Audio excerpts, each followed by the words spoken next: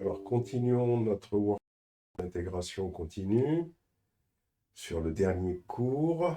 Dans la partie réseau workflow d'intégration continue avec explication détaillée pas à pas du réseau et de son fonctionnement, on avait réalisé jusqu'à cette partie 2 dans laquelle on avait expliqué comment réaliser un webhook qui permet de déclencher un job défini sur Jenkins dès qu'on push un projet à partir de notre dépôt sur notre disque dur. Dans cette partie, on avait réalisé le projet Spring Web Service. C'est des Spring Web Service. On avait, dès qu'on récupère l'adresse IP de notre machine, quand on est sur WSL, elle est ici. Quand vous êtes sur Vagrant, c'est la machine Vagrant. Dès qu'on récupère cette adresse IP et dès qu'on colle ici, on avait la possibilité d'accéder aux machines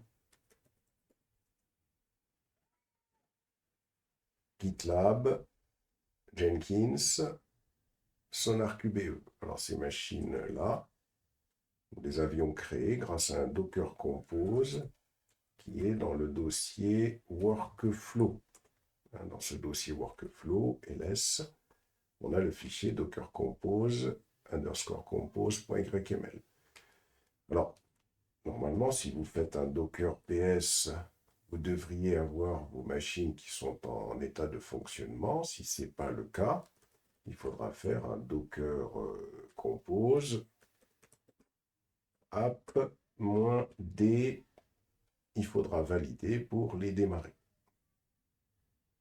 Donc, ces machines-là, c'est les machines du workflow d'intégration continue. SonarCube, Jenkins, Postgre et GitLab qui avaient été réalisés dans la partie que je vous ai fait montrer tout à l'heure. Donc j'avais expliqué comment tout cela fonctionnait. Et normalement, vous devriez avoir, après avoir récupéré l'adresse IP de votre machine sur laquelle le workflow est installé, quand je saisis cette adresse IP avec 8081, vous devriez tomber sur le serveur Jenkins, sur lequel il faut vous identifier.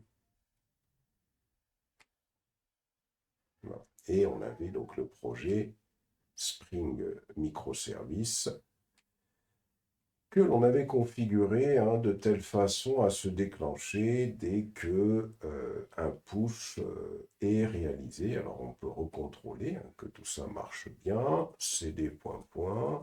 cd Spring Web Service. Il suffit que je fasse un nano readme par exemple, .md, et puis que j'ajoute une autre ligne, fichier, par exemple, pour faire une petite modif.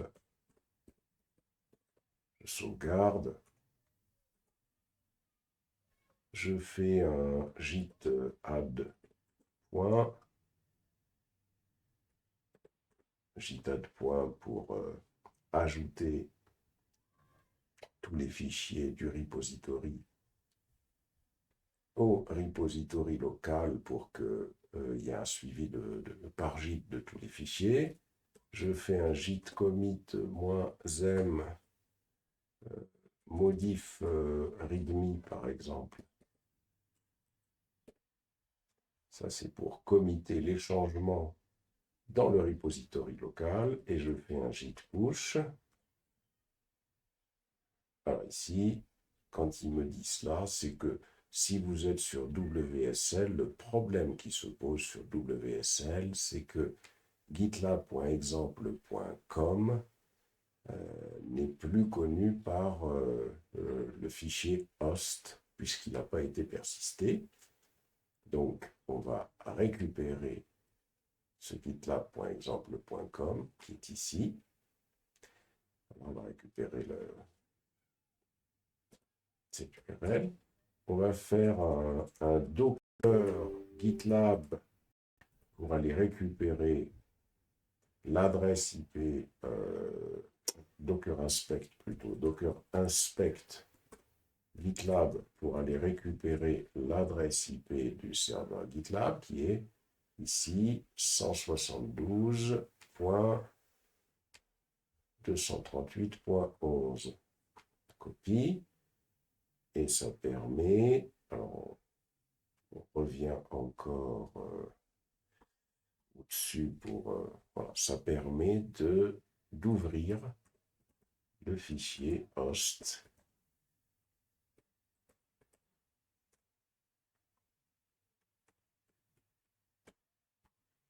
Ça permet d'ouvrir ce fichier host dans lequel je copie l'adresse IP et à côté j'y place le gitlab.exemple.com. Je sauvegarde. Et là, je vais refaire mon git push. Voilà. Le git push met à jour le fil repository GitLab et normalement, on le voit ici. Qu'est-ce qui se passe? Eh bien, on a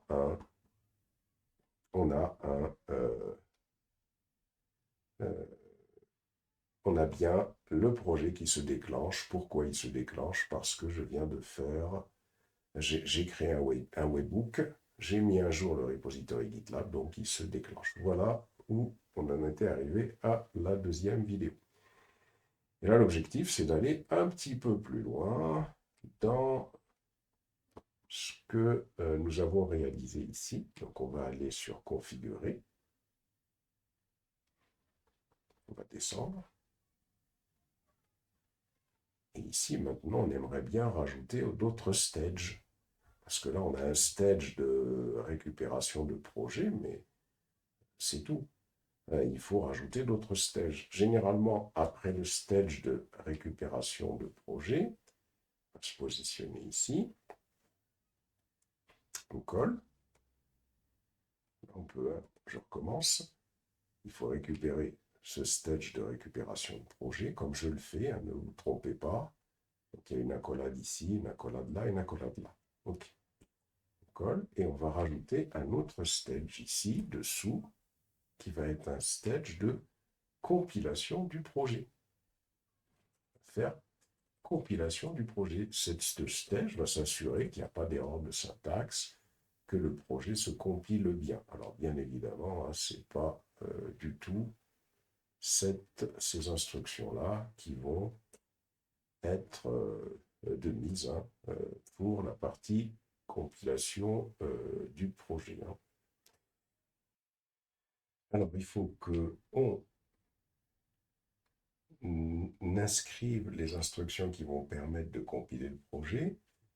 Et pour cela, d'abord, ce qu'on va faire, on va d'abord les tester localement pour être certain qu'on ne se trompe pas. Donc, on va revenir ici sur le dossier Spring Web Service, hein, dans lequel nous avons notre projet.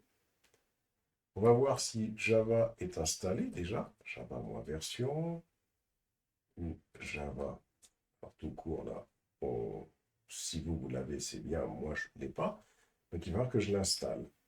Alors, je vais aller sur Internet. Et je vais écrire installer le JDK 17 sur Linux ou Ubuntu.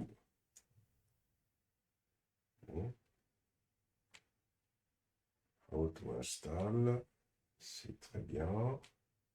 Et là, donc, il doit me donner les instructions. Voilà, alors il faudra faire le update d'abord, hein, peut-être. Alors, je vais faire ici un sudo apt update, toujours un sous Linux. Et puis, je vais faire un sudo et je vais coller les instructions que je viens de récupérer. Je valide et il va m'installer tout ça.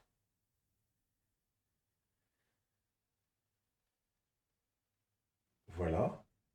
Et là, ben, on se dit, on va tester les instructions pour la compilation. Alors, Gradle W, compile Java.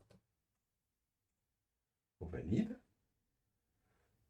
Et on voit que l'opération de compilation se lance bien. Donc, ça veut dire qu'on a ici la bonne instruction avec Gradle pour compiler un projet Java. Voilà comment on procède.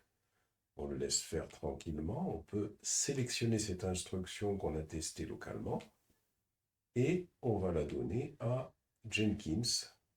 Donc, on va déjà fermer ça. On va revenir ici et là, on va écrire SH pour dire que on veut que cette instruction s'exécute dans une invite de commande Jenkins et on lui passe l'instruction ./gradleview compile Java.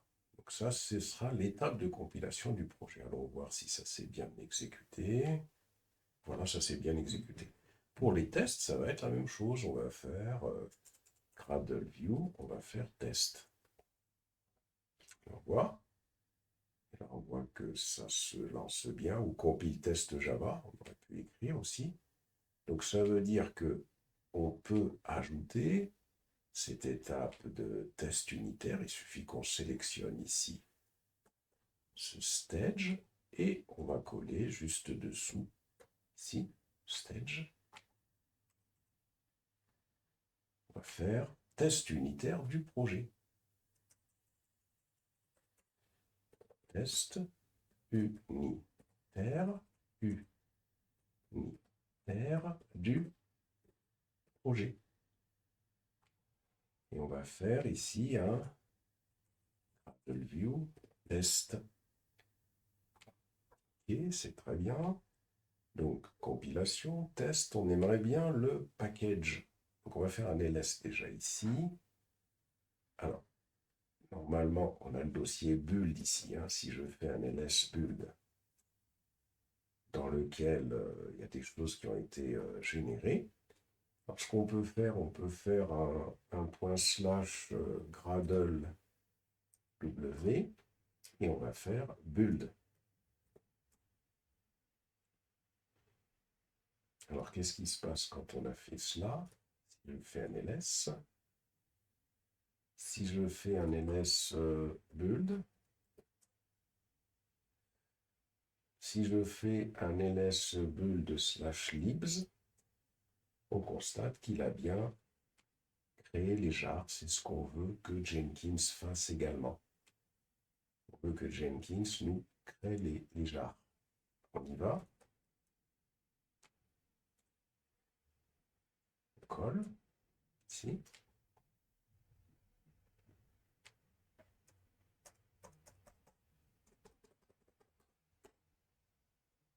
Voilà. Là, on veut qu'il nous fasse un build.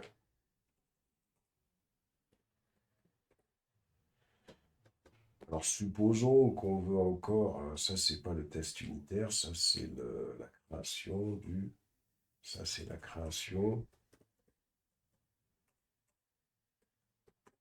du jar. Donc maintenant, on va tenter déjà de lancer comme ça. Sauvegarde. Avant de lancer, comme SonarCube est très consommateur de mémoire, et si vous avez que 16 Go, ça peut poser problème. Il faut se rendre d'abord dans le workflow, le dossier workflow où il y a le Docker Compose, et on va arrêter Docker Compose stop on va arrêter PostgRE, le conteneur PostgRE, on va le stopper. On va faire alors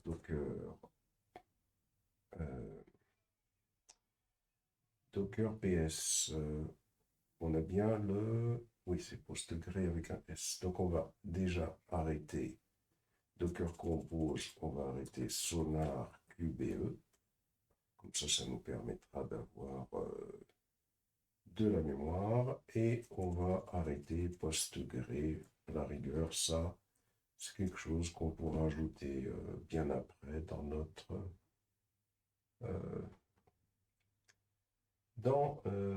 workflow. Alors ici, il dit no such service. Alors Docker, il faut voir d'abord Docker PS. On voit qu'est-ce qui tourne. On a bien un PostgRE qui tourne. Il faut aller voir le nom du service dans le fichier Docker Compose. .yml. On va voir le nom du service avec PostgRE, on l'a appelé un PostgRE de GressDB. C'est comme ça que le service a été appelé. Donc on sort de là et on écrit Docker Compose stop et on lui donne le nom du service. PostgresDB. Voilà. Et si on fait un Docker PS, là, on devrait avoir que Jenkins et GitLab. Ça va nous fournir un peu plus de mémoire pour les camarades qui n'en ont pas beaucoup. Voilà. Et on peut lancer le build et on patiente un petit moment. Tant que ça aille jusqu'au bout. La compilation passe. On peut suivre tout ça ici, quand on clique sur 7 ici. Voilà, sur le numéro du build, hein, on va dans console output ici. Et au niveau de console output, si on descend, on voit ce qui est en train de se passer. Voilà, build successful. Si on va retourner sur notre tableau de bord, si on va sur ce service, on voit que c'est parfait. Les 4 étapes sont bien passées. Hein. Donc ici, si on se rend sur le 7 qui est ici, on clique sur console output. Quand je dis 7, hein, si je reviens en arrière, je vais sur le tableau de bord, j'ai le projet qui est là, et bien évidemment, il faut aller voir les historiques de build. Le dernier, pour moi, c'est le 7. Donc, je clique sur le 7, je vais sur console output, et on voit ce qui s'est passé. On voit que le service a été récupéré dans ce dossier, dans le projet a été récupéré dans ce dossier-là sur le serveur Jenkins, running on Jenkins, in. Il nous indique le dossier dans lequel il a fait le travail. Donc on peut copier ce chemin-là. Si je vais sur l'invite de commande, je vais rentrer dans le conteneur Jenkins docker exec -it Jenkins bash. Il ne faut pas oublier que quand je fais ça, docker exec -it Jenkins bash, ça veut dire que je vais rentrer dans ce conteneur-là. Ce conteneur-là, c'est comme une machine. Je valide. Si je fais cd et je colle le chemin que j'ai récupéré ici, dans le console output du dernier build, hein, si je récupère ce chemin, je valide. Si je fais un ls, on voit bien que le projet qui a été récupéré de GitLab se retrouve sur Jenkins dans ce dossier-là. Donc toutes les opérations qui ont été réalisées, que ce soit la compilation qui est plus bas, compile Java, est réalisée dans ce dossier. Si je vais sur le Gradle, le compile, si je vais sur le test ça a été réalisé dans ce dossier-là, et si je vais dans le build, c'est réalisé dans ce dossier-là. C'est-à-dire que toutes les commandes ont été réalisées ici par Jenkins Gradle, W, que ce soit la compilation, les tests, etc. Donc, il faut bien comprendre qu'en réalité, Jenkins ne fait rien d'autre qu'exécuter sur sa machine à lui, dans le dossier où il a récupéré le projet, les instructions que nous, on avait l'habitude d'exécuter manuellement. Maintenant, on aimerait bien que Jenkins puisse nous faire, parce que ici, si je regarde, puisqu'il y a un Docker build qui a été réalisé, il y a un dossier build qui a été créé. Si je fais ls build, j'ai bien le dossier libs qui est là. Voilà. Et dans le dossier libs, j'ai bien le calculateur qui a été réalisé, qui a été créé. On aimerait maintenant, via un Dockerfile, pouvoir dockeriser notre application, c'est-à-dire pouvoir créer une image Docker qui va permettre à ce calculateur de fonctionner. Donc de ce conteneur, on fait un clear.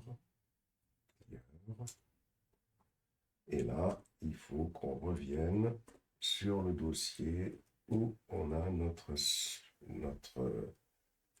web service Spring. Donc si je fais un ls, voici notre web service. Et là, l'objectif, c'est tout simplement de créer un Dockerfile qui va permettre à ce web service de s'exécuter. Dans le build, on a bien si je fais un ls build ici, si je fais /libs, on a bien le jar qui est là. Comment est-ce qu'il s'exécute? Si je fais un java jar et que j'écris build /libs, et je fais un coller de... c'est pas ça.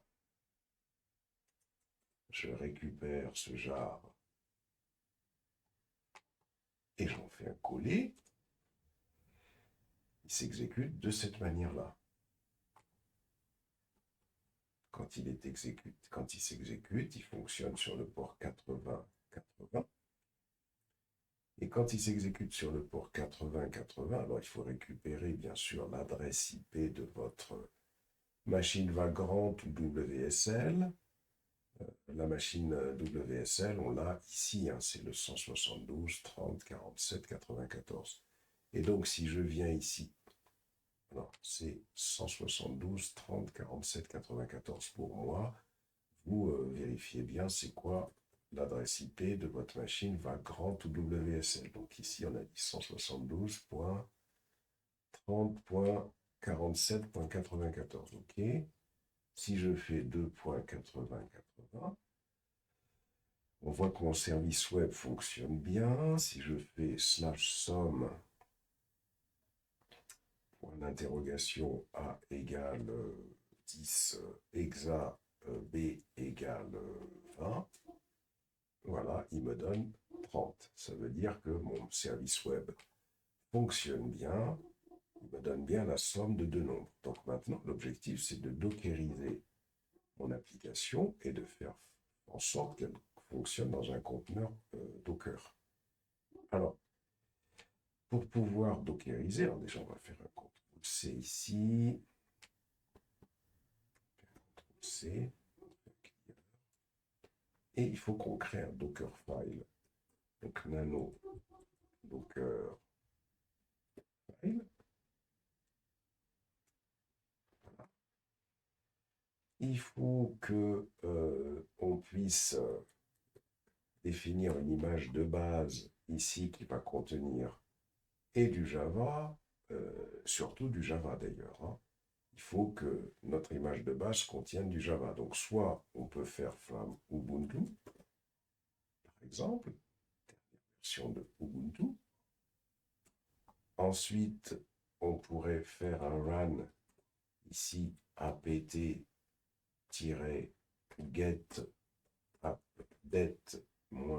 Y, pour dire qu'on va effectuer une mise à jour, et on pourrait aller récupérer sur Internet, ou aller sur Internet Google, pour récupérer la commande qui permet d'installer le JDK 17 sur Ubuntu. Donc ici, on va écrire installer JDK 17 sur Linux Ubuntu, par exemple, pour faire quelque chose de simple. Et là, donc, on va récupérer cette instruction. On va revenir ici. Je vais descendre en bas pour faire quelque chose de bien expliqué. apt-get install. On colle ici et on fait -y pour qu'il n'y ait pas de questions qui soient posées. Donc là, on devrait avoir quelque chose où on aurait notre Java qui serait installé. Et ensuite, l'objectif, ça va être de pouvoir lancer notre instruction cmd. Alors d'abord, il va falloir faire un run. Il va falloir faire un compile. Ici, par exemple, il faut faire d'abord un compile. Et on va lui dire que l'on souhaite copier le contenu. Alors, on va sauvegarder d'abord un CTRL-O, on fait un CTRL-X. Si on refait un ls, si on fait un ls build /libs, on constate que ce fichier-là, il est dans ce dossier build libs. Donc, ce qu'on va faire, on va le récupérer, ce fichier-là. On va le récupérer. Là. On va retourner sur le nano Dockerfile et on va dire qu'on souhaite copier le fichier qui est dans libs, qui est dans build /libs donc non, c'est pas celui-là, on n'a pas encore récupéré, donc il faut sauvegarder un CTRL-O, CTRL-X, il faut qu'on puisse parvenir à le copier dans le presse-papier. Droit, on revient et on retourne à ce niveau-là. On colle, voilà, c'est bon. On va le récupérer dans le répertoire courant, point. Et ce qu'on va faire, on va lancer la commande java -jar et on va lui passer ce fichier-là. Voilà. Comme on peut faire plus simple, on peut écrire ici qu'on souhaite le copier dans app.jar.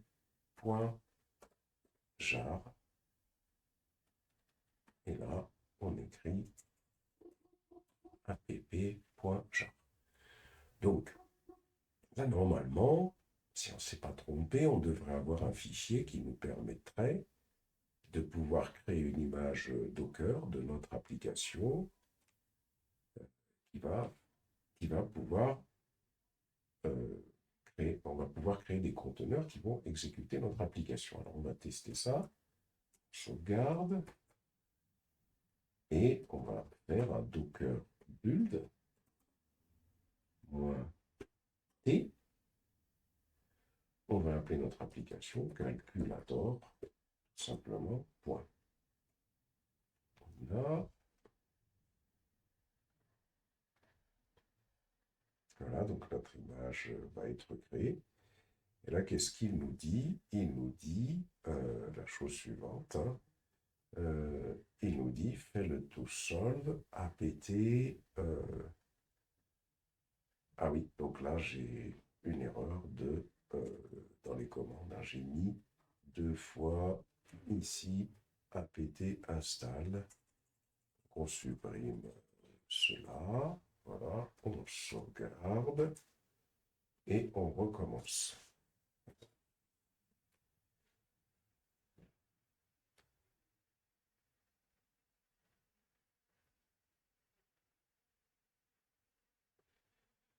Donc là, on va créer l'image Docker.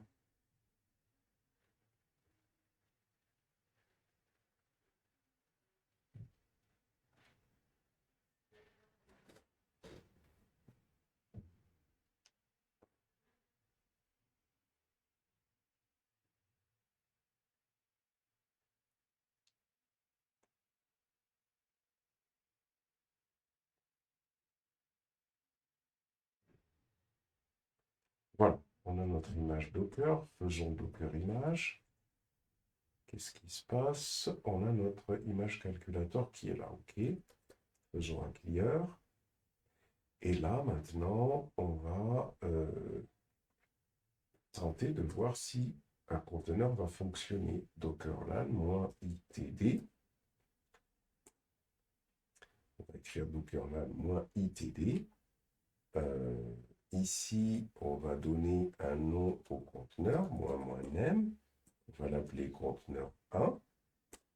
Et on va mapper le port 80 du conteneur avec le port 80, le port 80 de la machine avec le port 80 du conteneur.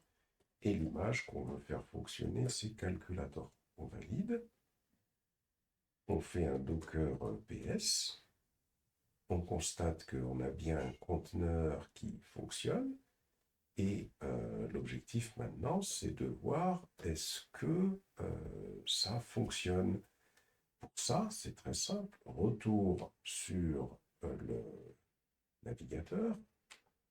On récupère l'adresse IP de notre machine, l'adresse IP de la machine sur laquelle fonctionne notre Jenkins, notre GitLab et notre calculator. On revient ici.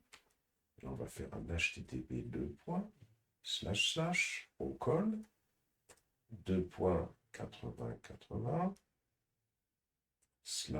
/somme point d'interrogation A égale 10 hexa B égale 20. Est-ce que ça fonctionne? Alors, ici, apparemment, ça a l'air de ne pas marcher. Il faut voir pourquoi ça ne marche pas. Alors, est-ce que le calculator fonctionne? Docker PS. Oui, calculator fonctionne. Est-ce que, si je fais un Docker calculator, est-ce que ça marche? Ah, il me dit qu'il n'y a pas de service calculator en fonctionnement. Pour quelle raison il n'y a pas de service? Alors, il n'y a pas de service calculator, tout simplement parce que je ne l'ai pas appelé calculator, je l'ai appelé compte 1. Compte 1, le conteneur. Et là, ça a l'air de bien marcher. Alors, on regarde, un Tomcat initialise Louis Sport 8080, donc c'est bon.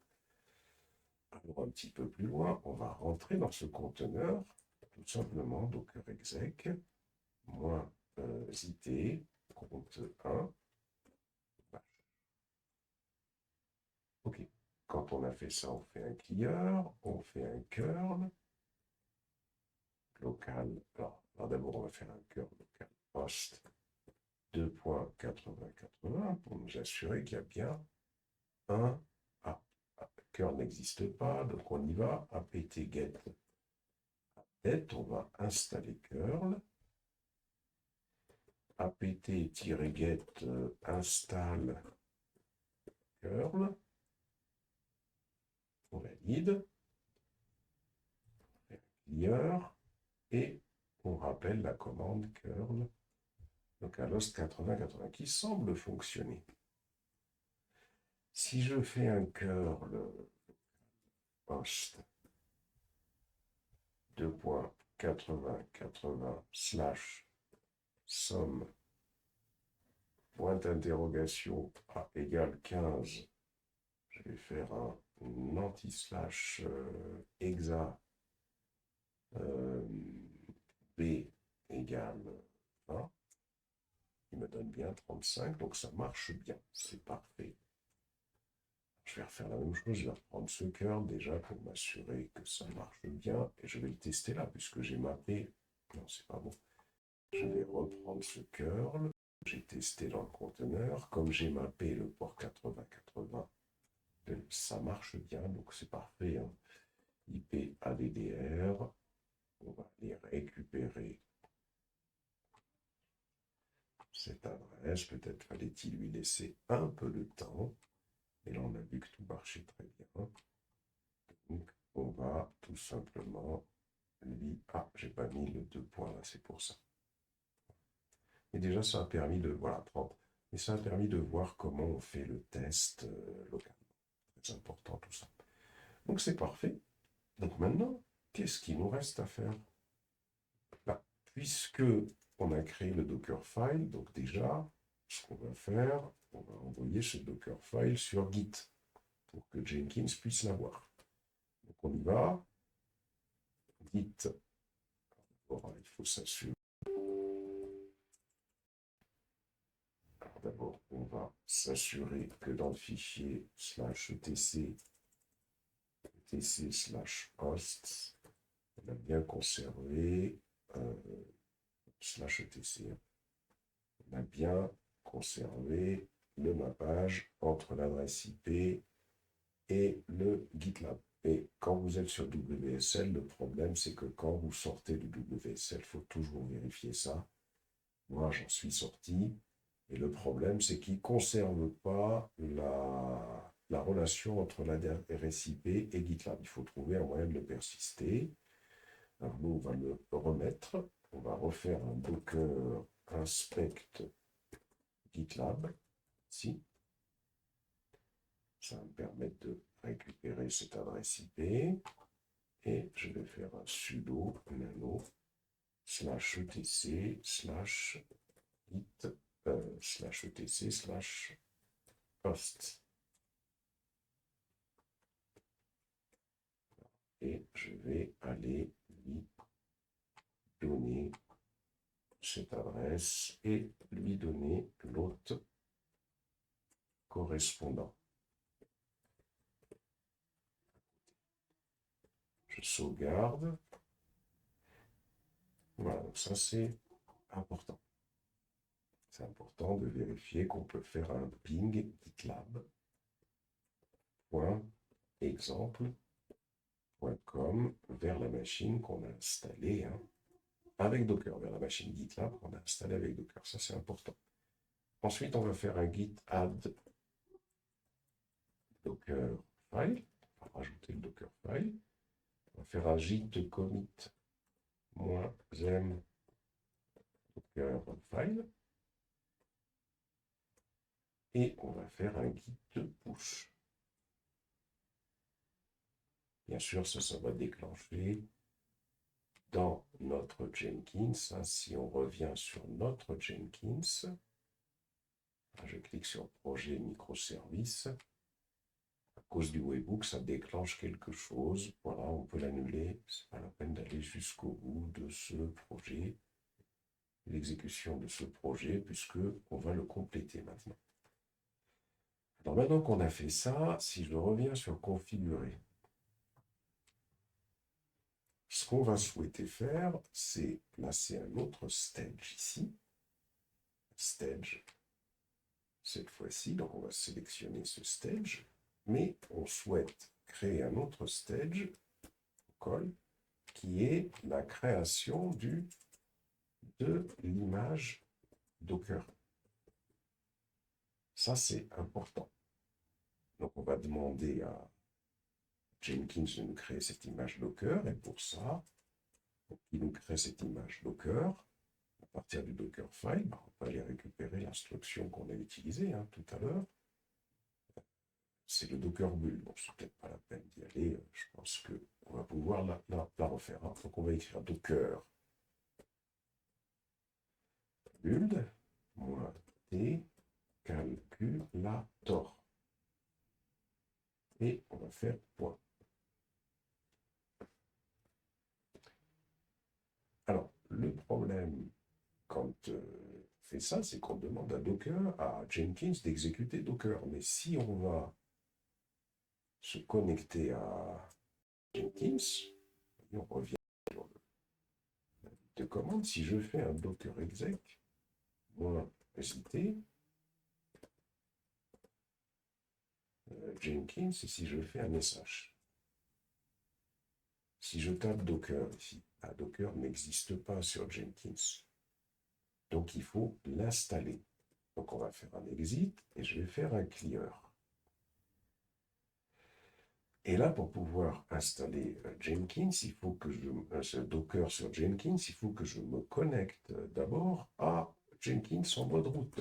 Donc docker exec, -st, -u route, bash. Alors c'est -u route, je crois que c'est collé. Non, je me suis trompé, j'ai oublié le Jenkins.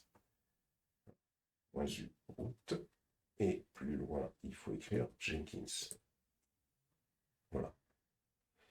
Quand j'ai fait ça, je vais aller sur Internet, je vais faire un Google, et je vais écrire installer Jenkins ou Ubuntu Engine. Voilà, on va faire, c'est Docker Engine, Ubuntu plutôt. Voilà, installer Docker Engine en Ubuntu, et là, je vais descendre jusqu'au convenience script, comme ça nous permettra de travailler qu'avec deux instructions. Voici la première ici, celle-là.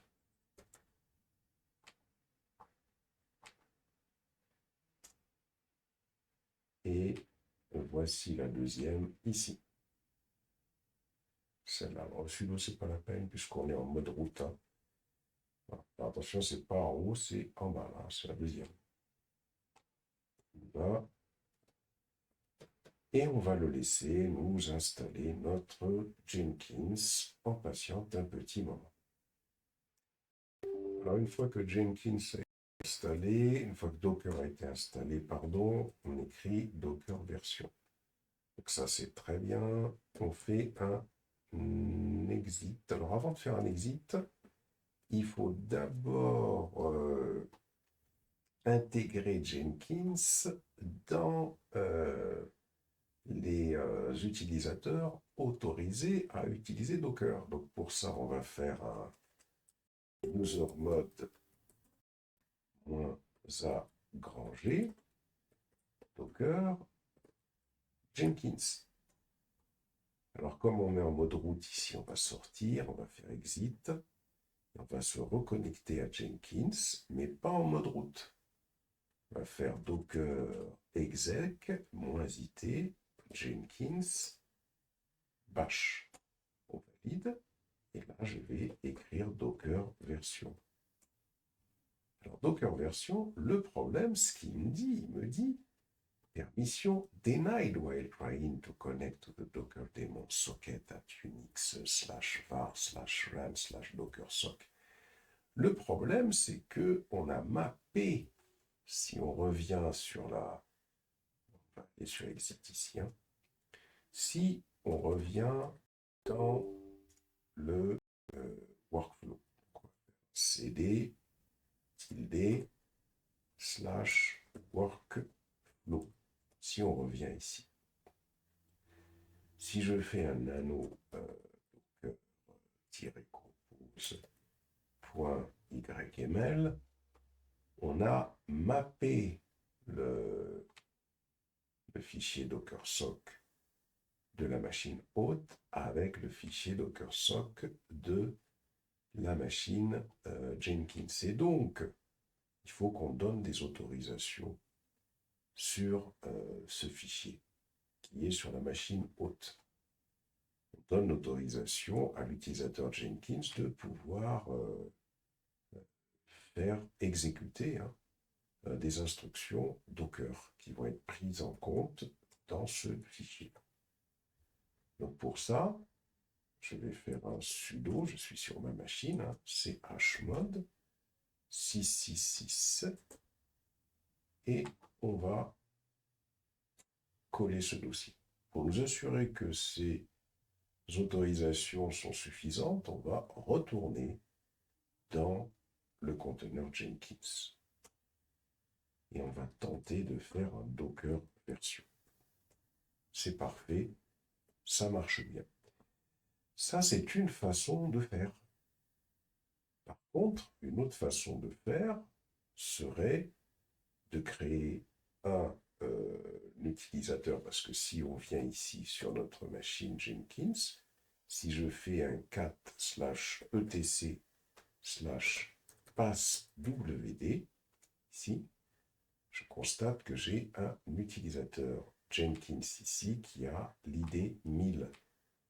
Une idée serait de créer un utilisateur Jenkins sur la machine hôte qui aurait cette idée-là, auquel on donnerait les mêmes droits sur ce dossier-là.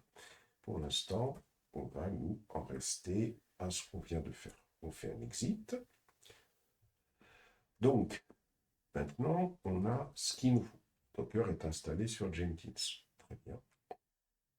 Donc, on va revenir sur Jenkins et on va s'assurer que ça marche bien. Sauvegarde. On lance un build. On va voir donc s'il va passer toutes les étapes. Alors, je lance le build.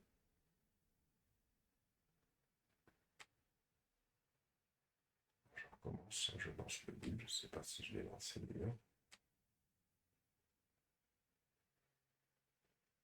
Ah, le build me dit qu'il y a un problème. Je clique ici. Je clique sur console output. Et là, qu'est-ce qu'il me dit? Un expected token à la colonne 11. Donc, il y a une erreur que j'ai fait, tout simplement. Je clique sur tableau de bord. Je clique sur le projet. Et je clique sur configurer. Descends. Et là, il y a une erreur. Oui, parce que j'ai mis création de l'image ici. J'ai mis des cotes au début. Donc, on va mettre des doubles cotes. Et comme parce que j'ai mis une cote à l'intérieur, donc ça ne va pas aller. J'ai oublié la fin de cote ici. Hein. Je sauvegarde et je relance le build. J'espère que ça va passer. Voilà, là, l'erreur, c'est bon pour l'instant. Il attaque la compilation. Il attaque le test unitaire du projet. Il attaque la création de l'image Docker. C'est parfait. On peut d'ailleurs se connecter à Docker. Hein. Si on fait un Docker, on va sur Docker exec.it Jenkins bash. Si je fais Docker image, on voit toutes les images, hein, mais on voit cette image de calculateur qui a été créée il y a 22 secondes. Donc on voit d'ailleurs hein, que quand on est dans Docker, hein, toutes les images Docker qui sont sur la machine, on les voit, preuve qu'on communique bien avec le Docker SOC de la machine réelle. Donc ça, c'est parfait. Qu'est-ce qui nous manque maintenant? Il nous manque à pousser ça sur un unsecure registry, un registry local, qui serait sur notre machine Jenkins. Alors pour ça, on va tout simplement donc créer un registry non sécurisé. Et pour créer un registry non sécurisé, on va faire un exit. On avait un certain nombre d'instructions hein, qui permettaient de créer un registry non sécurisé. On va aller réaliser notre registry, notre unsecure registry. Ça, il suffit de tourner sur le site et dans le cours sur Kubernetes, il y avait ce fichier déploiement Kubernetes dans lequel on avait cette instruction qui permettait de créer un registry non sécurisé. je l'ai pas. Ensuite, toujours dans ce fichier, il fallait rajouter cette instruction. Fichier host, sudo /etc /host sudo nano. Si. Voilà, c'est-à-dire que là, on allait se positionner à la fin du localhost et on colle. Ça permet d'avoir la possibilité de joindre le registry avec cette instruction-là.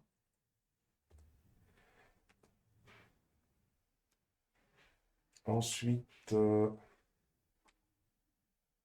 on vérifiait que le registry était en cours d'exécution de cette manière-là. Voilà. Et surtout, ce qui était important, c'est de définir dans le fichier daemon.json. Donc on fait un sudo et on colle l'instruction nano /etc/docker/daemon.json. Ce qui était important, c'est de définir ce unsecure registry. Colle. On sauvegarde. Et ce qu'il fallait faire, c'est bien évidemment, on vient ici, redémarrer Docker. Alors attention, le fait de redémarrer Docker, ça va redémarrer même les machines qui ont été créées avec Docker Compose.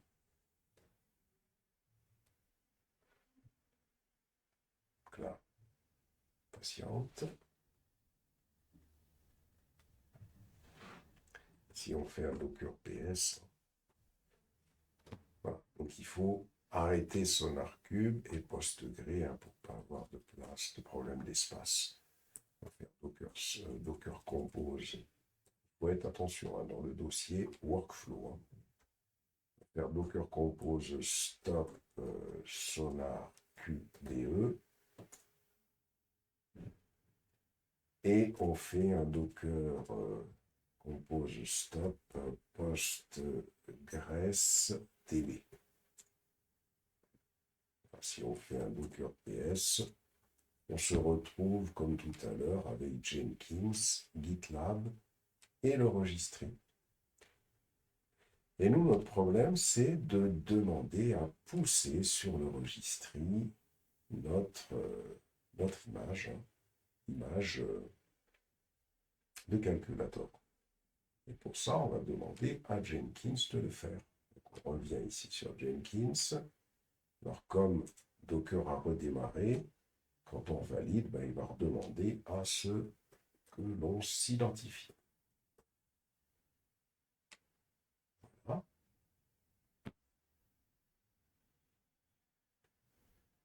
Ici, on clique sur notre projet, on clique sur configurer, et ici, donc, une fois qu'on a fait ça, on va descendre ici, et on va voir un autre stage.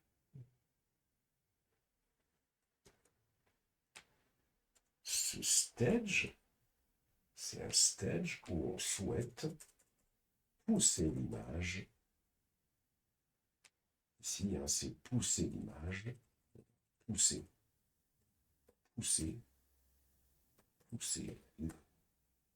l'image calculator sur le registry, le unsecure registry. Pour ça, première instruction, si on se souvient, ça va consister à taguer notre image. Donc on va faire un message docker tag. Qu'est-ce qu'on va taguer? On va taguer l'image calculator. On va la taguer avec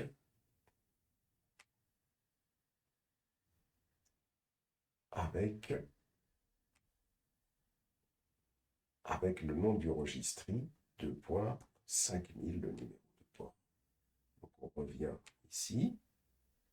et on tag notre image de cette façon-là et on écrit /calculator.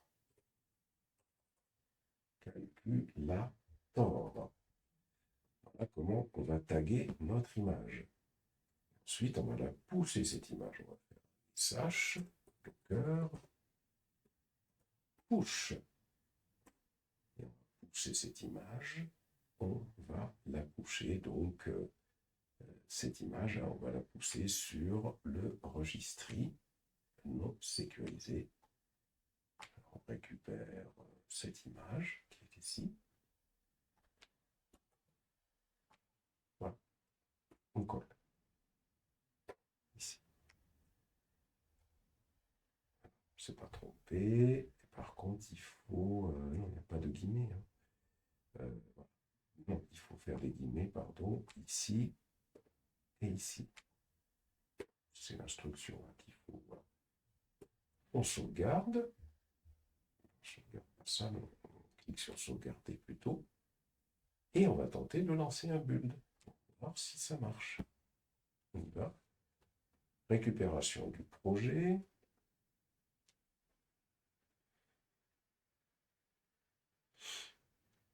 Compilation du projet. Test unitaire, création du jar. Création de l'image Docker. Pousser l'image calculateur sur le registry. On peut cliquer sur le build qui est en train de se réaliser pour aller voir ce qui se passe. On clique dessus, ici. On clique sur console output, allons voir ce qu'il est en train de faire.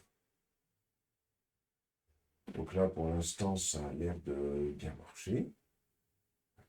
Push, finished success. Si je viens ici, si je fais un clear et si je fais alors il faut revenir sur notre fichier.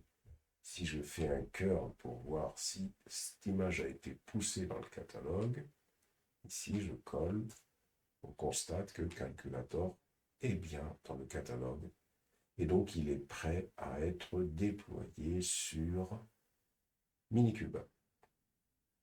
Donc là, on a fait un petit peu le grand chelem, on va dire. C'est-à-dire que ici, si on revient sur notre projet, clique sur tableau de bord, projet Microsoft Service, on a bien créé un projet GitLab Jenkins. Alors, Jenkins récupère le projet. Dès que le projet est poussé sur GitLab, le projet est récupéré par Jenkins. Jenkins lance la compilation, il fait le test unitaire du projet, il va créer le jar, il crée l'image Docker et il pousse l'image calculator sur le registry. Ça, c'est pas mal, c'est-à-dire que là, on a, en fin de compte, dans notre line que l'on vient de créer, on a créé un pipe dans lequel on a ici un certain nombre de choses. Notre pipeline, ce qu'il fait, notre pipeline réalise les opérations suivantes. Alors, notre workflow d'ailleurs, ça c'est pipeline. Il réalise la récupération du projet, il lance la compilation du projet, il fait le test unitaire du projet, il réalise la création du jar, il réalise la création de l'image Docker, il pousse l'image calculator sur le registry. Et donc, de plus, en plus de ça,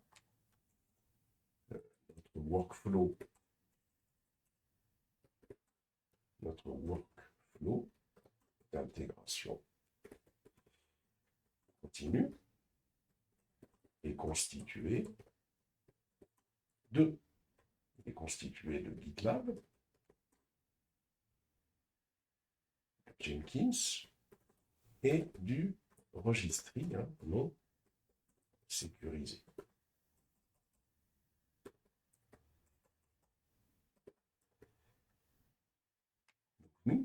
ce qu'on souhaiterait faire, on souhaiterait maintenant que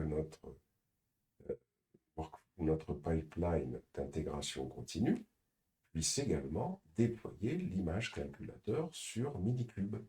Donc ici, on souhaiterait que notre pipeline puisse déployer notre projet calculator sur Minikube, c'est-à-dire sur un cluster Kubernetes. Et donc, ça, c'est votre challenge. Hein, donc, travaux pratiques. Numéro 1. Il faut compléter le pipeline pour que Jenkins déploie le projet calculator sur Minikube. Minikube. Ça, c'est le TP1. Le travaux pratiques numéro 2. Vous choisissez un des microservices du projet rouge. Ça peut être customer-service. Ça peut être vet-service. Ou ça peut être également visite-service. Vous réalisez le pipeline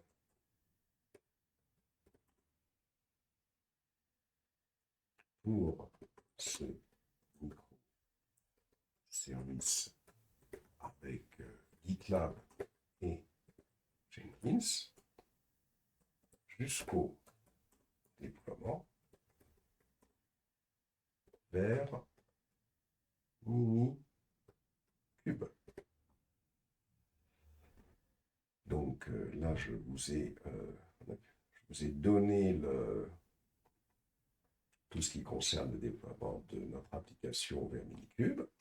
En vous en inspirant, eh bien, ou en reprenant le travail que je vous avais demandé de faire, eh bien, il faut réaliser, bien sûr, ce TP-là. Ici, au niveau de ce TP, bien sûr, vous déployez le pipe, testez que ça fonctionne. Alors, on peut tester de manière automatique, mais là, on va tester déjà de manière manuelle. Tester manuellement que ça fonctionne. Et puis là, c'est la même chose, il faut tester déjà manuellement que ça fonctionne.